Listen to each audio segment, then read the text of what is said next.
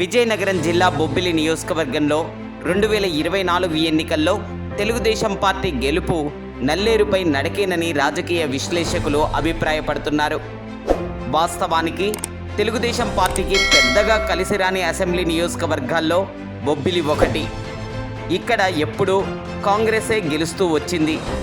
గత 2 ఎన్నికల నుంచి వైసీపీ పరమవుతుంది. 1983 సంవత్సరంలో తెలుగుదేశం పార్టీ పెట్టాక తొలి ఎన్నికల్లో పసుపు జెండా బొబ్బిలి కోటపై ఎగిరింది. అదేవిధంగా 1985 సంవత్సరంలో రెండవసారి కూడా టీడీపీ విజయం సాధించింది. 1989 సంవత్సరంలో ఓటమి పాలైన టీడీపీ 1994లో మరోసారి గెలిచింది. ఇక అప్పటి నుండి నేటి వరకు దాదాపు 3 దశాబ్దాలుగా గెలిచింది లేదు. ఈ మధ్యలో 5 ఎన్నికలు వరుసగా జరిగాయి. అందులో 3 సార్లు కాంగ్రెస్ గెలిస్తే 2 సార్లు వైసీపీ గెలిచింది. వాస్తవానికి గతంలో కాంగ్రెస్కి కంచుకోటగా ఉన్న బొబ్బిలి వైసీపీ కంచుకోటగా మారింది. బొబ్బిలిలో బీసీ వెలమలు, ఓసీ వెలమలు ఉన్నారు. ఓసీ వెలమ సామాజిక వర్గానికి చెందిన బొబ్బిలి రాజులు కాంగ్రెస్లో, వైసీపీలో ఉన్నప్పుడు గెలిచారు. వారు టీడీపీలోకి వెళ్తే 2019 ఎన్నికల్లో ఓటమి పాలయ్యారు. అయితే ప్రస్తుతం 2024లో మాత్రం తెలుగుదేశం పార్టీకి అనుకూలంగా ఉందని రాజకీయ విశ్లేషకులు చెప్పుకుంటున్నారు. విజయనగరం జిల్లాలో టీడీపీ కళ్ళు మూసుకొని గెలిచే సీటు బొబ్బిలి మాత్రమేనని అంటున్నారు.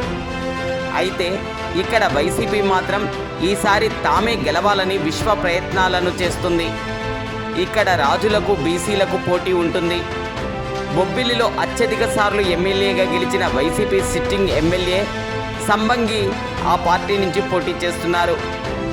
జగన్ ఉత్తరాంధ్ర పర్యటన నేపథ్యంలో బొబ్బిలి నుండి కాంగ్రెస్ తరపున 2 సార్లు గెలిచి బీజేపీలో ఉన్న సీనియర్ నేత పెద్దింటి జగన్మోహన్ రావు వైసీపీ తీర్థం పుచ్చుకున్నారు.